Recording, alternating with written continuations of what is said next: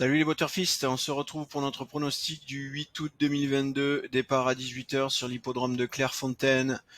Prix de la ville de Tourgueville, renommé exceptionnellement Prix Journal Le Vénard, R1C8. Ce sera une course de haies, 95 000 € d'allocation, 3600 mètres, 16 partages de 4 ans, piste en herbe, corde à droite. En complément d'information, ce sera un handicap pour tous les poulains et pouliches de 4 ans ayant couru depuis le 1er janvier de l'année dernière inclus et ayant, lors de l'une de leurs 6 dernières courses en obstacle, soit été classés dans les 7 premiers d'une course premium, soit ayant reçu une allocation de 7 500 €, soit été classés dans les 3 premiers d'un prix couru sur un hippodrome de première catégorie. La référence applicable dans ce handicap sera +8 prime. Bref, voilà, vous avez toute l'info, vous avez tout ce qu'il vous faut en termes de contexte et de conditions de course. Comme vous l'aurez remarqué, pour le quintet du 7 août, malheureusement, j'ai pas été en mesure de vous publier la vidéo. Voilà, je m'en excuse. On va se concentrer sur ce 8 août avec tout de suite le pronostic. Alors, le 1 Matera, le 5 Iskandara, le 12 Rock'n'Roll, le 4 Orange Diamond, le 6 I Can Path, le 2 Javado, le 10 Ilesbo de Well, et le 14 Imbattable du Seuil. Alors, comme d'habitude, la première chose qu'on regarde, c'est la classification en termes de catégorisation de difficulté. Et là, comme vous pouvez le voir, on a une course catégorisée difficile par notre algorithme de classification. Donc ça veut dire qu'on peut s'aventurer à faire du quintet si on a effectivement des belles démarcations, ce qui n'est pas le cas ici, puisque vous pouvez le voir, le 1 vraiment se démarque très nettement de tous les autres chevaux.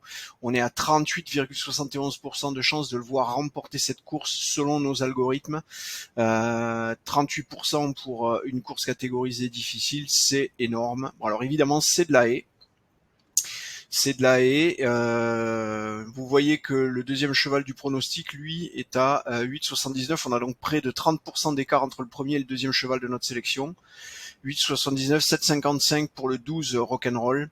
Donc en jouant les 3 premiers chevaux, on est à 56% de chance de trouver le gagnant, donc presque 60% de chance. Mais attention, on a un très gros déséquilibre dans cette catégorisation. Vous voyez, le premier cheval, comme je vous l'ai dit, a quasiment 39% de chance à lui tout seul de remporter la course. Donc c'est pas évident qu'il faille jouer les 3 premiers chevaux en simple gagnant. Voilà.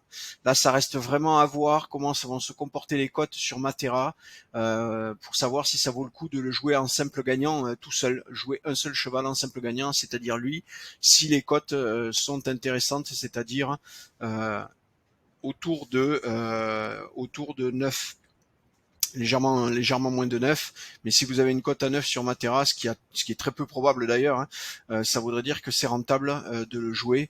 Sinon, sur le long terme, cette stratégie qui consiste à jouer ce cheval gagnant lorsqu'il est à 39% de chance de remporter la course ne sera pas rentable sur le long terme. Si on continue, donc je vous disais Rock'n'Roll le 12 à 7,55, 7,47 pour Orange Diamond, I Can Path le 6, 4,58, ensuite le 2, 4,21 Javado, il est beau de Well, 3,79 pour le 10, et le 14, le dernier cheval de notre sélection, est à 3,40, Imbattable du Seuil.